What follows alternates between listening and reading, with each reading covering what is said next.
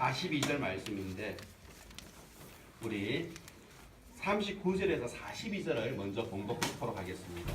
요한복음 4장 39절에서 42절입니다. 요한복음 4장 39절에서 42절 함께 봉독하겠습니다. 여자의 말이 내가 행한 모든 것을 그가 네게 말하였다 증언하므로 그 동네 중에 많은 사마리아인이 예수를 믿는지라. 사마리아인들이 예수께 와서 자기들과 함께 유하시기를 청하니 거기서 이틀을 유하심에 예수의 말씀으로 말미암아 또 말하 그 여자에게 말하되 이제 우리가 믿는 것은 내 말로 인함이 아니니 이는 우리가 친히 듣고 그가 참으로 세상의 구주신 줄 압니다 하였더라. 아멘. 우리 사마리아 여인에 관한 이야기를 우리 중요한 부분만 해서 우리 지지난주 오늘 해서 두 번에 나누어서 전하고자 합니다. 오늘 요한복음에 나타난 이 사마리아 여인의 이 회심, 이 사마리아 여인의 회심에서 아주 특이한 것은 이 여인을 회심시키기 위하여서 어떤 기적도 동반되지 않았다라는 것입니다. 주님은 많은 기적을 행하셨습니다. 또 사람들은 기적을 요구했습니다. 그런데 이 사마리아 여인의 이 회심에 있어서는 주님은 어떤 기적도 행하지 않으셨다는 것, 이것은 매우 특이하고 이것은 의도적이라는 것입니다. 우리가 그런 생각을 해봅니다. 사람들이 예수님의 기적을 보면 예수님을 믿지 않을까? 그런 생각하죠. 하나님 기적을 보여주십시오. 그래서 저 사람이 예수 믿게 해주십시오. 하나님 이거 해결해 주십시오. 이것을 해결해 주시고 이것을 보여주신다면 제가 믿겠습니다. 그런데 어떻습니까? 우리 신앙생활 하다 보면은 해결해 주시지 않으시고 기적을 보여주시지 않으실 때가 사실 더 많습니다. 왜 그렇습니까? 우리의 마음을 아시기 때문에. 예레미야 선지자가 예레미야 17장 9절을 보면은 우리의 마음에 대해서 이렇게 말합니다. 뭐라고 말했냐면은 만물보다 부패한 것이 있는데 그것이 사람의 마음이라고 그랬습니다. 나중에 여러분 보시면은 사람들이 오병이어로 5,000명이 먹는 기적을 눈앞에서 보면도 그것이 오병이어를 통하여 그들이 다 배부름을 경험했어도 어떻습니까? 주님을 믿지 않고 떠나가 버립니다. 만물보다 더 부패한 것이 사람의 마음이기 때문에 기적을 보아도 믿지 않았다는 겁니다. 우리 구약에 보면은 출애굽기에서 이스라엘 백성들 광야에서 많은 이적을 경험했습니다. 그런데도 그들은 어떻습니까? 하나님을 믿지 못했습니다. 오늘 본문에서 사마리아 여인이 예수님을 만나게 됩니다. 예수님을 만나서 오늘 예수님께서 이 사마리아 여인에게 예수님이 메시아 되심을 증거하시는데 어떤 기적도 행하지 않았다는 겁니다. 그냥 대화를 나누십니다. 대화만 나누시더라는 겁니다. 그러면 오늘 이 사마리아 여인의 이 회심, 이 회심이 우리에게 보여주는 것은 무엇입니까? 회심이라는 것은 전적으로 하나님의 말씀에 의한 것이라는 겁니다. 여러분 그렇게 믿으십니까? 회심은 말씀에 의한 것입니다. 오늘 설교 제목이 회심, 말씀의 능력이라고 했습니다. 우리가 39절 봉독했습니다. 39절에 보시면은 동네 사람들이 예수를 믿게 된 것은 바로 그 여자의 말 때문이었다라고 말합니다. 그런데 41절에 보시면은 예수님이 그 사마리아 지역에 이틀을 유하시면서 말씀을 가르치시는데 41절에 보면은 그 말씀으로 인하여서 믿는 자가 더욱 많아졌다라고 이야기합니다.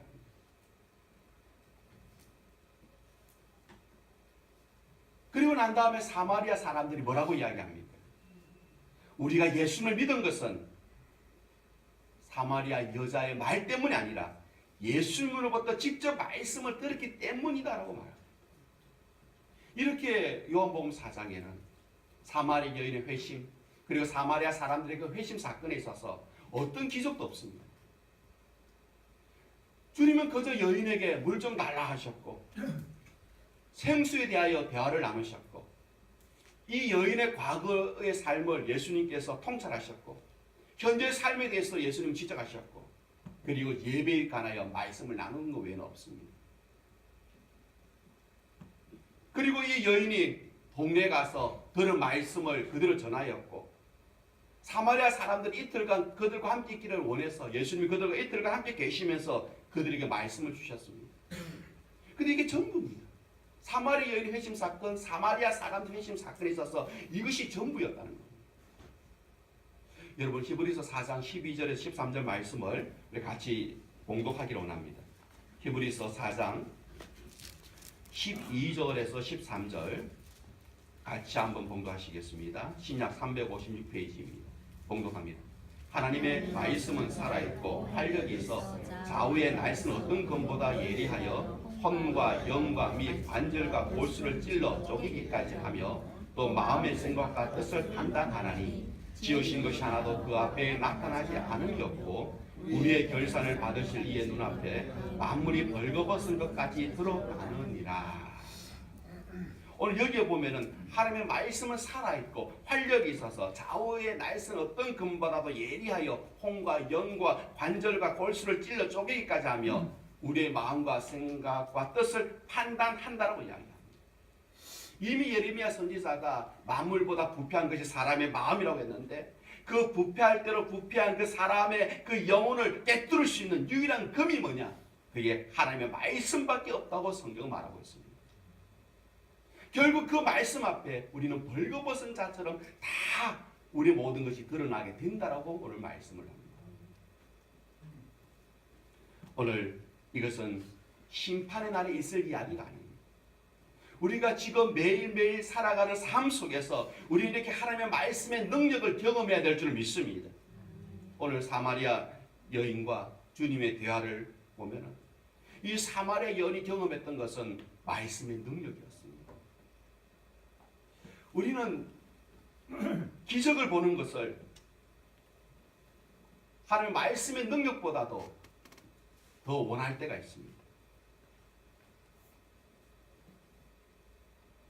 하나님의 말씀보다도 기적을 더 원할 때가 있다는 겁니다. 그럼 하나님의 말씀을 기적보다 더 못한 것으로 우리가 여긴다는 것입니다. 여러분 그렇습니까? 만약 우리가 기적을 하나님의 말씀보다도 더 원하고 있다면, 하나님의 말씀을 기적보다도 더 못한 것으로 여기고 있다면 그것은 다름이 아니라 우리 자신이 말씀의 능력을 경험하지 못하고 있기 때문입니다. 말씀의 능력을 경험하지 못하기 때문에 말씀보다도 기적을 원하는 것입니다. 그런데 오늘 제가 사마리아 여인이 회심했다라고 전제를 두었습니다. 그러면 사마리아 여인이 회심했다는 증거가 오늘 본문에 있느냐, 이런 생각을 할 수가 있겠죠. 우리가 회심한 사람의 그 세 가지 공동된 모습이 있는데 그게 뭐냐 하면은 공적인 고백이 있다는 겁니다. 그리고 가치관이 변한다는 것입니다. 그리고 믿지 않는 영혼에 관심을 가진다는 것입니다. 이것은 거듭난 사람, 회심한 사람에게 나타나는 공동된 세 가지의 모습입니다. 그런데 오늘 이 4장 이 본문에 그와 같은 모습이 있다는 겁니다. 그래서 우리는 이 사마리아 여인이 예수님의 말씀을 통하여서 회심하였다는 것을 우리는 알게 되는 것입니다. 여러분 29절 한번 보시기를 바랍니다. 4장 29절입니다. 요한복음 같이 한번 읽겠습니다. 내가 행한 모든 일을 내게 말한 사람을 와서 보라. 이는 그리스도가 아니냐 하니. 공적 고백이죠. 거듭나고 회심한 사람의 공적 고백인 것입니다. 그냥 속으로 믿지 않았다는 겁니다. 성경은 고백이라는 것을, 이 공적인 고백이라고 하는 것을 굉장히 중요하게 다룹니다. 로마서 10장 10절에 보면은 사람이 마음으로 믿어 의에 이르고 입으로 시인하여 구원에 이른다라고 말씀합니다. 그래서 입으로 시인하는 것이 얼마나 중요한가를 말씀하고 있습니다. 마음은 믿는데 입으로 시인하지 않는다. 그래서 우리의 신앙을 다시 한번 좀 고민을 해봐야 됩니다. 사마리아 여인은 내가 믿느냐 내가 안 믿느냐 여기에 고민하지 않았습니다. 사마리아 여인은 자기 마을 사람들에게 가서 공적으로 그리스도를 고백합니다. 사마리아 여인이 자기 동네 사람들이 한 이야기가 뭡니까? 내가 행한 모든 일을 내게 말한 사람을 와서 보라. 이는 그리스도가 아니냐. 분명히 사마리아 여인은 복음에 대하여 배운 적이 없는 사람입니다. 자기 마을 사람들에게 복음을 전하라고 교육을 받은 것도 없습니다. 오늘 이 여인이 한 것은 뭡니까? 와서 보라는 것입니다. 와서 보라. 그러면서 이는 그리스도가 아니냐라고 말합니다. 이는 그리스도가 아니냐, 이 말은 그분이 그리스도라고 하는 깊은 확신 속에서 하는 말은 아닙니다. 약간의 주저함은 있습니다. 그러나 분명한 것은 그가 마을 사람들에게 공적으로 자기가 만난 분에 대하여서 고백을 했다는 것입니다. 내가 만난 사람이 있는데 와서 보라. 그가 그리스도 같다. 이렇게 공적으로 고백을 했다는 것입니다. 그래서 우리는 이 사마리아 여인을 회심했다고 보는 겁니다. 우리 28절 한번 같이 한번 읽겠습니다. 28절입니다. 여자가 물동이를 버려두고 동네로 들어가서 사람들에게 이르되, 회심한 사람의 그 증거 중에 하나가 가치관의 변화라고 했습니다. 오늘 이 사마리아 여인이 물동이를 두고 동네로 들어갔다라고 28절에 말합니다. 우리 여기서 다양하게 우리는 이해할 수 있습니다. 그러나 중요한 것은 이 여인이 왜 우물에 왔느냐? 물동이는 바로 이 여인의 그 목적을 보여주는 것입니다. 이 물동이라는 것이 이 여인이 우물에 왔던 목적을 보여주는 상징입니다. 물동이를 가지고 우물에 물을 떠러 왔는데 거기서 예수님을 만납니다. 예수님이 그녀와의 대화 속에서 생수에 관한 이야기를 합니다. 생수에 대한 예수님의 말씀을 듣고 생수의 근원이 바로 예수님이라는 사실을 발견한 이 사마리아 여인은 자기의 목적이었던 이 물동이를 버려두고 그냥 동네로 들어가는 것입니다.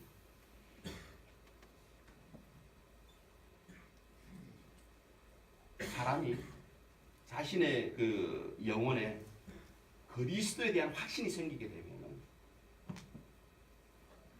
예수 그리스도를 구주로 영접하게 되면 지금까지 몰두해왔던 육신적인 것들, 오늘 이 사마리아 여인처럼 우물가에 물동이를 가지고 물을 떠러왔던 그 목적, 그런 육신적인 것들로부터 돌아서는 일이 일어난다는 것입니다. 가치관의 변화가 일어난다는 것입니다. 이 여인은 분명히 가치관의 변화가 일어났습니다. 우물에 물동이를 가지고 물을 떠러왔지만은 생수의 근원이 바로 내 앞에 나와 이야기하고 있는 이 분이라는 사실, 이분이 바로 그리스도라는 사실을 발견한 이상 그런 육신적인 것에 머물 수가 없었던 겁니다. 그래서 물동이를 버려두고 그는 마을로 뛰어들어갔습니다. 오늘 우리가 주님을 믿었다고 하는데 이런 삶의 변화가 없다라고 한다면 내가 정말 예수 그리스도를 믿는 것인가 라는 고민을 해야 합니다. 여러분 39절 말씀을 우리 다시 한번 우리 봉독해 보겠습니다. 39절 말씀입니다. 여자의 말이 내가 행한 모든 것을 그가 내게 말하였다 전하므로 그 동네 중에 많은 사마리아인이 예수를 믿는지라. 회심의 또 다른 증거가 뭐냐면은 믿지 않는 이 영혼에 대한 관심이라고 했습니다. 오늘 이 사마리아 여인이 왜 회심했느냐? 바로 믿지 않는 영혼에 대한 관심이 있었다는 겁니다. 분명히 사마리아 여인은 대부분 사람들이 다 그렇듯이 자기 삶에 관심을 갖는 사람이었습니다. 그런데 그가 주님을 만나고 난 다음에 일어난 변화는 뭡니까? 마을로 뛰어 들어갔다라는 것입니다. 물론 오늘 본문에는 뛰어 들어갔다는 그 기록은 없습니다만은 물동이를 버려두고라는 이 28절의 말은 분명히 급하게 들어갔다는 것을 우리에게 보여주고 있는 겁니다. 분명 급하게 들어갔습니다. 물동이를 버려두고 급하게 들어갔다는 것이죠. 사마리아 여인이 어떤 여인입니까? 어쩌면 그 동네 사람들이 꺼리는 여자였을 겁니다. 그 삶이 그렇게 떳떳하지 못한 여자였습니다. 그래서 아무도 없는 정오에 물을 기르러 나왔던 것입니다. 그런데 예수님을 만나고 난 다음에 더 이상 이 사마리아 여인은 자신에게 매이지 않았습니다. 동네 사람들에게 내가 만난 이 메시아, 내가 만난 이 그리스도를 전해줘야 되겠다는 그 부담감 때문에 급히 마을로 들어갔다는 것입니다. 예수님을 만난 사람의 그 영혼이 일어나는 현상이 뭐냐면은 바로 믿지 않는 사람에 대한 관심이라는 것입니다. 주님을 만난 사람들은 다 믿지 않는 사람에 대한 관심을 갖게 되어 있습니다. 우리가 정말 예수님을 제대로 만났다고 한다면, 우리의 영혼이 거듭났다고 한다면, 우리 주변에 아직도 예수님을 만나지 못하는 우리 가족들을 보고, 그런 친구들을 보고, 그런 이웃들을 보고 그 영혼을 염려하게 된다는 겁니다. 그리고 그들에게 관심을 가지게 된다는 것입니다. 그것은 예수 만난 사람에게 일어나는 당연한 것입니다. 오늘 우리가 왜 사마리아 여인을 회심했느냐? 사마리아 여인에게 바로 이 세 가지가 있었습니다. 공적인 고백이 있었습니다. 가치관의 변화가 있었습니다. 그리고 믿지 않는 영혼에 대한 관심이 있었습니다. 비록 미약하지만 이 세 가지를 다 보여주고 있기 때문에 우리는 이 사마리아 여인이 회심했다라고 말하는 것입니다. 그런데 중요한 것이 하나 있습니다. 그게 뭐냐면은 이 사마리아 여인의 회심과 함께 보아야 될 그 회심의 중심입니다. 그 회심의 중심에 무엇이 있었느냐? 그 회심의 중심에 그리스도가 계셨다는 것입니다. 아멘이십니까? 이 사마리아 여인과 예수님의 대화, 그 대화의 그 마지막 부분이 25절, 26절인데 함께 한번 읽어보겠습니다. 25절, 26절입니다. 여자가 이르되 메시아 곧 그리스도 하는 이가 오실 줄을 내가 아노니 그가 오시면 모든 것을 우리에게 알려주시리라. 예수께서 이르시되 내게 말하는 내가 그라 하시니라. 처음에 사마리아 여인이 예수님과 대화를 나누면서 자신의 과거를 통찰하시고 현재 삶을 통찰하시는 그 예수님 앞에 이분이 선지자인가 보다 이렇게 생각을 했습니다. 19절을 보면 선지자라고 생각했습니다. 그런데 계속 대화가 이어지면서 그 대화가 예배 문제로 넘어가게 됩니다. 그래서 주님께서 참된 예배가 무엇인지를 말씀하시는데 그때 25절에 보면은 이 여인의 마음속에 메시아에 대한 관심이 생겼다는 겁니다. 그런데 이 메시아에 대해서 예수님께서 언급하시는 것이 아주 놀랍습니다. 26절에 주님은 뭐라고 이야기하십니까? 내가 그라라고 하십니다. 내가 그라.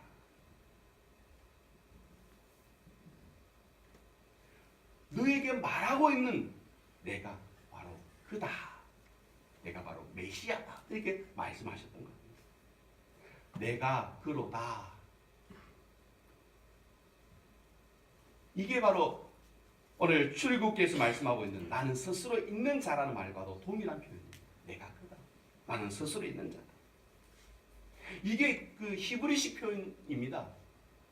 하나님께서 하나님의 이름을 우리에게 계시하여 주셨을 때 사용하셨던 그 표현이 바로 나는 스스로 있는 자다라는 표현입니다. 그래서 사마리아 여인에게 내가 바로 그다라고 하셨던 말씀이 바로 내가 메시아다, 내가 하나님이라는 사실을 나타내신 것입니다. 근데 요한복음에 보면 이런 표현이 7번 나옵니다. 4장 26절에 보면은 내가 그다라고 하시죠. 6장 20절 한번 보시면 뭐라고 되어 있냐면은 이르시되 내니라고 합니다. 내니, 내가 그라는 표현입니다. 8장 24절에 보시면은 또 뭐라고 되어 있냐면은 끝에 보시면은 만일 내가 그인 줄 믿지 아니하면 내가 그인 줄 이렇게 표현하고 있죠. 그리고 28절에도 보면은 뭐라고 되어 있냐면은 내가 그인 줄 알고라고 되어 있죠. 그리고 58절에도 보면은 끝에 보면은 내가 있느니라라고 되어 있습니다. 내가 있느니라. 나는 스스로 있는 자라는 말과 동일한 표현입니다. 그리고 13장 19절에도 보면은 뭐라고 되어 있냐면은 예수님께서 이렇게 말씀하십니다. 그때 보시면 내가 그인 줄 이렇게 표현하고 있죠. 그리고 18장 15절에도 18장 5절에도 보시면은 예수님께서 이렇게 말씀하시죠. 내가 그니라. 이렇게 요한복음에 7번 나오는 이 모든 표현들이 바로 예수님께서 하나님이심을 나타내는 표현이라는 것입니다. 그래서 유대인들은 내가 크다라고 했을 때에 이것이 예수님이 여호와이신 것을 그들은 알았다는 것입니다. 그것이 오늘 요한복음 4장 26절에 나오는 내가 그다라고 하는 이 표현입니다. 예수님은 이 사마리아 여인과 대화 속에서 메시아에 관하여 언급하시는데 이 사마리아 여인에게 뭐라고 이야기하십니까? 그가 바로 나다. 내가 바로 그다. 이렇게 말씀하십니다. 예수님 스스로가 사마리아 여인에게 자신이 하나님 되심을 선포하셨다는 겁니다. 내가 그다.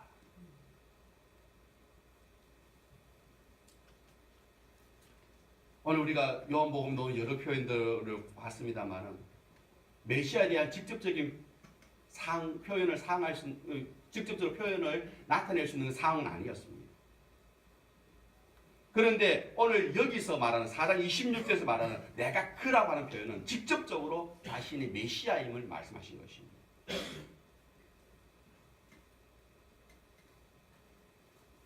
바로 이것이 사마리아 여인의 회심을 설명해주는 바로 증거가 되는 것입니다. 예수님께서 오늘 자신이 그리스도라는 사실을 드러내신 후에 이 사마리아 여인은 동네에 뛰어들어갑니다. 그리고 동네 사람들이 뭐라고 이야기합니까? 이 사람이 그리스도가 아니겠습니까? 라고 마을 사람들에게 전하게 됩니다. 이 사람이 그리스도가 아니겠습니까? 그리고 마을 사람들의 반응이 나오죠. 30절에 보면은 그들이 동네에서 나와 예수께 오더라라고 합니다. 그래서 39절에 보면은 그 동네 많은 사마리아 사람들이 그 여자의 증거를 듣고 예수를 믿었다라고 이야기합니다.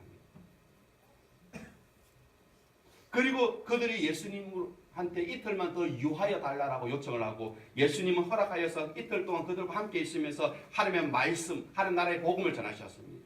그러자 그 예수님 말씀으로 인하여서 믿는 자가 더 많아졌다라는 것입니다. 오늘 사마리아 여인의 회심의 그 중심에는 그리스도가 계셨습니다. 사마리아 동네의 회심의 그 중심에는 그리스도가 계셨다는 것입니다. 우리는 오늘 이 본문을 통해서 우리 두 가지 교훈을 우리는 얻게 됩니다. 하나는 뭐냐면은 거듭남과 회심은 하나님의 말씀으로 인하여서 일어난다고 하는 이 진리를 우리는 확인하게 됩니다. 우리가 거듭났다고 하는 것, 우리가 회심을 했다는 것은 하나님의 말씀을 통하여 일어난다는 것입니다.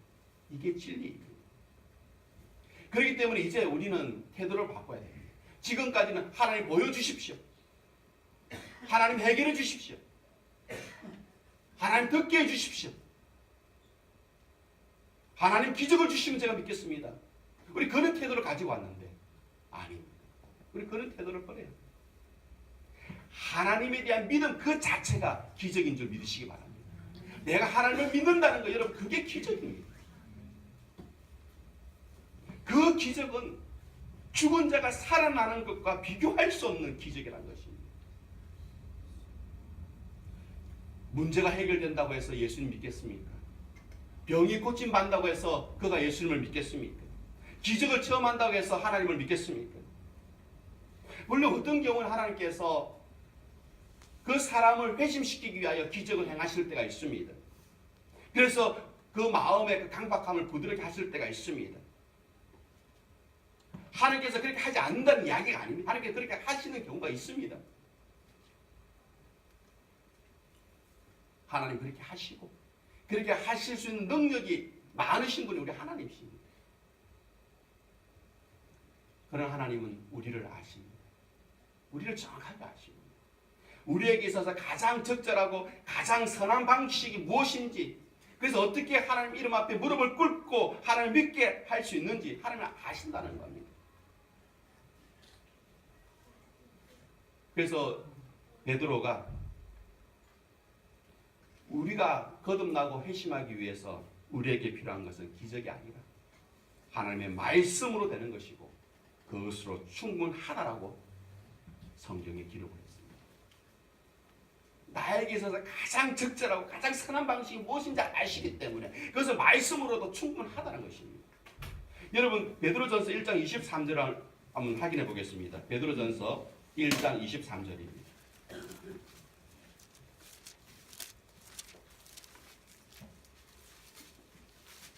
우리에게 있어서 가장 적절하고 선한 방식으로 하나님의 말씀으로도 우리가 충분히 회심하고 우리가 돌아설 수 있다는 것을 아시기 때문에 베드로는 우리에게 이렇게 말하고 있는 것입니다. 베드로전서 1장 23절 함께 봉독하겠습니다. 너희가 거듭난 것은 썩어질 씨로 된 것이 아니요 썩지 아니할 씨로 된 것이니 살아있고 항상 있는 하나님의 말씀으로 되었느니라. 아멘.